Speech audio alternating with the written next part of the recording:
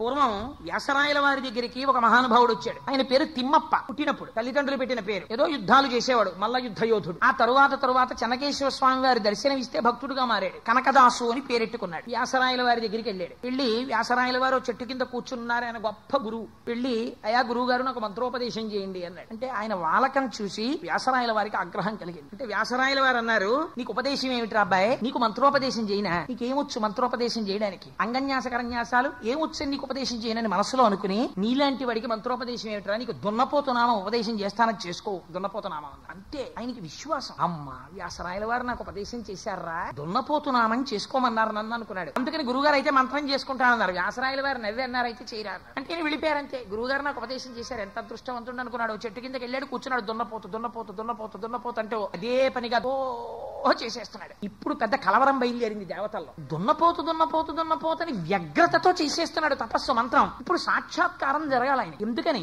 ఆ మంత్రాన్ని దాన్ని మంత్రమే అని గురువు దగ్గర పొంది ఆ విశ్వాసంతో చేసేస్తున్నాడు. ఇప్పుడు వెళ్ళాలి. దున్నపోతు రూపంలో ఎవరున్నాడు రా దేవతని అడిగారు. దున్నపోతు రూపంలో ఎవరు లేరు మహాప్రభో ఇప్పటి వరకును అన్నారు. యమధర్మరాజు గారికి వెహికల్ ఒకటి ఉంది, దున్నపోతు వచ్చింది అంటే దున్నపోతు మీద యమధర్మరాజు గారు కూడా వస్తారు. అందుకని చెప్పేసి దున్నపోతు వెళ్ళాలంటే యమధర్మరాజు గారి వాహనాన్ని పంపించండి అన్నారు. ఇప్పుడు వాహనం ఒకటే పెడుతుందా, అది ఎందుకు వస్తుంది, అది ఉట్టినే ఏం రాదు దున్నపోతు. దాని మీద ఆయన ఎక్కాలి, ఎక్కితేనే వస్తుంది. అందుకని ఇద్దరు కలిసి వచ్చారు.